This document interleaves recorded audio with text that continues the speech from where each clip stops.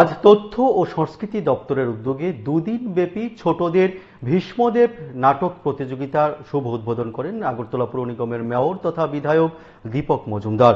উনি আজ এই অনুষ্ঠানের শুভ উদ্বোধন করে বলেন, অভিনয় শিল্পের বিকাশ ও প্রসারে পশ্চিম ত্রিপুরা জেলাভিত্তিক এই ভীষ্মদেব স্মৃতি ছোটদের নাটক ছোটদের মনে ভীষণ প্রেরণা যোগাবে। এবং উনি এও বলেছেন যে এই নাটক এবং গান বা সংস্কৃতি ছোট অবস্থাতে থেকেই যাতে ছোটদের মধ্যে সেই প্রেরণা জাগিয়ে তোলা যায় তা চেষ্টা চালিয়ে যাচ্ছে রাজ্যের তথ্য সংস্কৃতি দপ্তর। আজকের অনুষ্ঠানে উপস্থিত ছিলেন আগরতলা পৌর নিগমের মেয়র তথা বিধায়ক দীপক মজুমদার ছাড়াও রাজ্য ভিত্তিক নাটক প্রতিযোগিতার ভাইস চেয়ারম্যান সুব্রত চক্রবর্তী, ছিলেন তথ্য ও সংস্কৃতি দপ্তরের সহ অধিকর্তা সঞ্জীব চাকমা, ছিলেন পশ্চিম জোনের চেয়ারম্যান সুখময় সাহা সহ অন্যান্যরা। আপনারা যে দৃশ্য দেখছেন ইতিমধ্যে আমাদের টিভির পর্দায়, এটা আজ ভীষ্মদেব ছোটদের নাটক প্রতিযোগিতা 2025-এর শুভ উদ্বোধন করেন।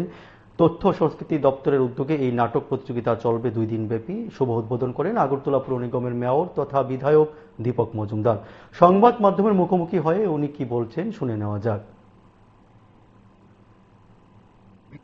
প্রত্যেককে শ্রদ্ধা জানানো, সম্মান জানানো এবং তাদের কাজকে এগিয়ে নেওয়ার জন্য প্রতিযোগিতামূলক কর্মসূচির মাধ্যমে নাট্যশিল্পকে প্রতিষ্ঠা করা, সমৃদ্ধ করার ক্ষেত্রে আগামী প্রজন্মের কাছে দায়িত্ব দেওয়ার নিরিখে এখন থেকে ছোট ছোট শিল্পী তৈরি করা, যারা আগামী দিনে এই শিল্পকে আরো সমৃদ্ধ করতে এগিয়ে নিয়ে যাবে। যেটা প্রায় আগে আমরা যখন ছোট ছিলাম, এখানে অনেকে আছেন, আমি ব্যক্তিগতভাবে চিনি, শিল্পীটা সহ অনেককে চিনি।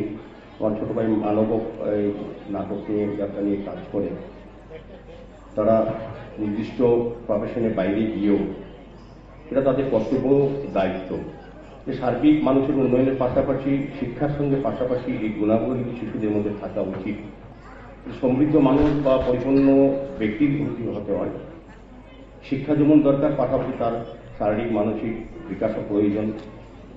তাকে সুন্দর পরিকাঠামোর মধ্যে বিজ্ঞানসম্মত এবং সাংস্কৃতিক মনস্কভাব তৈরি করা, যাতে আগামী দিনে আমাদের পরিবার, সমাজ বা রাষ্ট্র পরিচালনার ক্ষেত্রে তারা একটা গুরুত্বপূর্ণ ভূমিকা গ্রহণ করতে পারে, অংশগ্রহণ করতে পারে। সেভাবে আমাদের সরকার কাজ করছে। এখানে আমি বলবো যে আমারও কিছু কিছু অভিজ্ঞতা আছে। আমি এই লাইনের লোক না, অনেক সময় আমাকে যখন সুবিধা নিমন্ত্রণ করেন বা অন্যান্য ব্যক্তিরা মেয়র হওয়ার সমাজে হয়তো আমি এই চেয়ারে বসার সুযোগ পাই বা মঞ্চে আমাকে ডাকেন, কিন্তু আমি হয়তো এই লাইনের লোক না। লাইনের লোক সবাই হয় না, লাইনের লোক আপনারা, কিন্তু আপনারা লাইন দেখান।